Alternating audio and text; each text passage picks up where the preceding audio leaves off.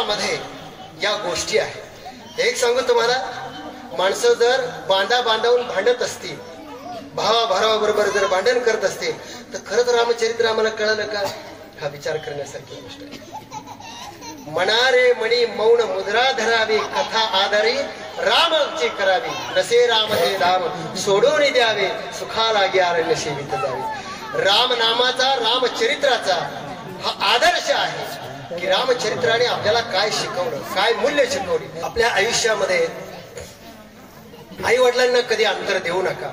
याचं कारण मी तुम्हाला सांगतो की जगामध्ये दोनच अशा जाती आहेत की तुम्ही आयुष्यामध्ये काही मोठं जर कमवलं ना तर त्यांना आनंद होतो. आणि नुसता आनंद होत नाही, इतका आनंद होतो की तुम्ही बघा, तुम्ही कितीही मोठे व्हा, आकाश एवढे व्हा, तुमच्या आईला, बापाला आणि गुरुजनांना जेवढा आनंद होतो जगात तेवढा आनंद कोणालाच होत नाही. हे एक सांगू महाराज, आयुष्यात तुम्ही जिंकावं, माझं एक वाक्य लक्षात ठेवा, आई बापाचं श्रेष्ठत्व सांगतंय. आयुष्यात तुम्ही जिंकावं म्हणून जो नेहमी हरत आला तो तुमचा बाप. आयुष्यात तुम्ही जिंकावं म्हणून जो नेहमी हरत आला तो तुमचा बाप, आणि तुमचं हरणं देखील, जी जिंकणं मानत आली ती तुमची आई. या दोन लोकांना आयुष्यात कधी अंतर देऊ नका. आयुष्यात तुम्हाला कधीच काही कमी पडणार नाही. ही आमची परंपरा आम्हाला शिकवते, आमचा धर्म आम्हाला असं शिकवतो. अहो, वेदापासून आपली मूल्य आहे, वेदापासून आपली मूल्य आहे, आपलं कल्चर. माझ्या विषयापासून दूर जाऊ नका बरं का. मी फक्त जीवन मूल्य सांगतो. माझा विषय काय आहे? जीवनाची मूल्य. काय सांगतो वेद आपल्याला, काय सांगतो उपनिषद? मातृदेवो भव, आचार्य देवो भव, अतिथी देवो भव. ही मूल्य आहे आपल्या जीवनाची, आपण ही पाळली पाहिजे.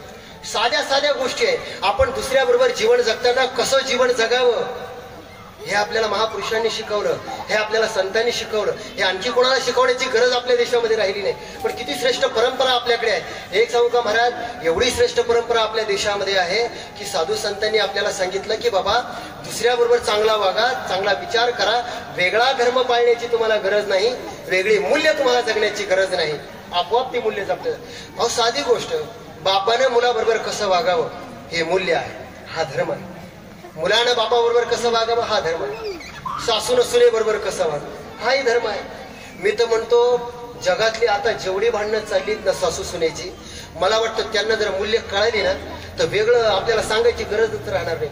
खरं सांगा बरं, तुम्ही एखादी जर नवीन लग्न होऊन सुनबाई जर घरामध्ये आली तर तुम्हाला आज जाहीरपणे, आता बऱ्याच माता मावल्या इथे, माझा साधा प्रश्न आहे, नवीन सून जर आपल्या घरामध्ये आली आणि तुम्ही जर साधा एवढा विचार केला की माझ्या घरामध्ये लग्न होऊन आलेली जी सून आहे ही माझी सून नसून मुलगी आहे, आणि त्या सुनेनं जर एवढा विचार केला की ही माझी सासू नसून आई आहे, किती भांडणं कमी होतील की नाही?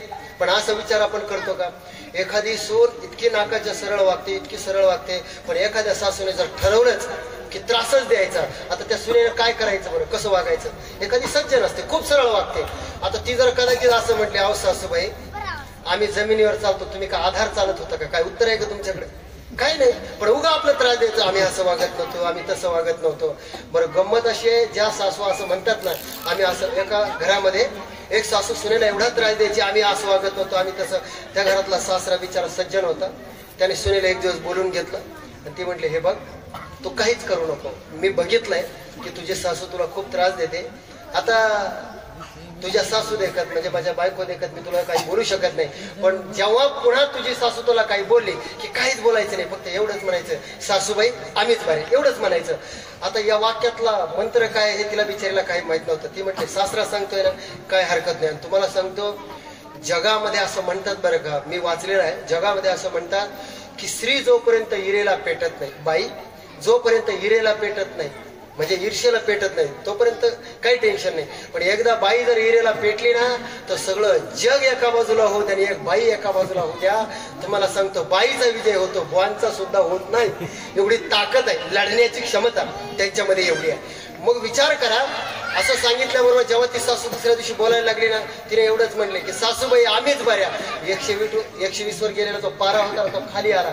त्या सुनेच्या काही लक्षात आलं नाही की हे शांत कसं झालं. ते म्हटले, सासूबाई आम्हीच बऱ्या. काही म्हटल्यानंतर आता तिला उत्तर काही समजे ना. त्यामागं खरं रहस्य असं होतं की ही जी तिला नाव ठेवायची ना, आम्ही अशा वागत नव्हतो, आम्ही तशा वागत नव्हतो, याचा खरा इतिहास असा होता की ही जेव्हा सून होती तिची सासू, तेव्हा ती नांदतच नव्हती. 6-6 महिन्याला तिला आणायला जावं लागत होतं. आता हा इतिहास तिला कोणी सांगितलं की काय असं वाटून सासू शांत झाली. मला सांगायचे हे आहे की आपल्या सुनेला त्रास देताना आपणही कधीतरी सून होतो, हा विचार आपण लक्षात घेतला पाहिजे. 4 मिरच्या 4 जर सौदा वाटायला घेतला तर पूर्वीच्या काळामध्ये आता सारखं मिक्सर नव्हतं, तर ती सून काय करायची, सासूला दाखवायची. आता मी साधा प्रश्न तुम्हाला विचारतो, त्या सुनेनं जर सासूला सौदा दाखवला, तर माझा साधा प्रश्न आहे तुम्हाला, जर एखादी सासू असं म्हटली की सुनबाई तू जो मसाला आज घेतलेला आहे तो अगदी बरोबर आहे, असं म्हटलं तर सासूच्या बापाचं नाव जाईल का काही? पण सासू तिला म्हणतात की 2 मिरच्या कमी तरी करी, नाहीतर मीठ तरी वाढवा घाले, भाजी बिघडली तरी चालेल, पण माझ्या सासूपणाचा अहम जाता का? हे मी तुमचं नाही, आमच्याकडे सांगतो. बऱ्याच ठिकाणी आम्ही कीर्तनाला गेल्यानंतर बऱ्याच ग्रामीण भागामध्ये आम्ही कीर्तनाला गेल्यानंतर काही भजनी आम्हाला भेटतात बरं का. काही भजनी असे असतात की न बोललेलं बरं, की आपण जर त्यांना म्हटलं का महाराज तुमच्या गावामध्ये काही तरुण माणसं दिसत नाही, ते म्हणते महाराज काय सांगा तुम्हाला, वारकरी संप्रदायाचं आता काही खरं राहिलं नाही. म्हटलं तू बोलूच नको, वारकरी संप्रदायाचं आता काही खरं राहिलं नाही आणि आता तरुण माणसं इकडे येतच नाही. मी म्हटलं तुझ्यासारखी जुनी खोडं असल्यावर कशी तरुण माणसं येतील, कारण ही जुनी खोडं नवीन माणसाला तयार होऊच देत नाही. खरं सांगा, तरुणाला तयार करण्याची जबाबदारी कोणाची आहे? म्हाताऱ्या माणसाची. परत तरुण माणसं जर भजनाला येऊन बसली हरिपाठाला, आणि खरंच बरं का, मी इथं आल्यानंतर तुमचा हरिपाठ बघितला, जोरदार टाळ्या वाजून तुमचं कौतुक करा. मला बऱ्याच दिवसानंतर हरिपाठाला एवढी माणसं दिसत, कारण हे खूप कमी गावामध्ये असं चित्र दिसतं की हरिपाठाला एवढी माणसं आहे. अहो महाराज, ग्रामीण भागामध्ये हे चित्र दिसत नाही. हे कोणाचं काम आहे की तरुण मुलाला घेऊन आपण हरिपाठ घेतला पाहिजे? आपण घेत नाही. तरुण माणूस जर हरिपाठाला आला ना, तर ही जुनी माणसं त्याला काय म्हणतात, तू तालातच नाही, तू स्वरातच नाही.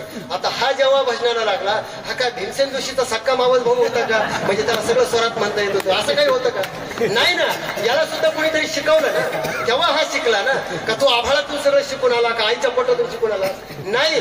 पण हे आपल्याला आपल्या पिढीला सांगावं लागेल, हे संस्कार आपल्या पिढीला आपल्याला द्यावं लागेल. आणि हे जोपर्यंत आपण स्वीकारणार नाही तोपर्यंत आपली परंपरा, आपली मूल्य आपल्या पुढच्या पिढीला आपण देऊ शकेल.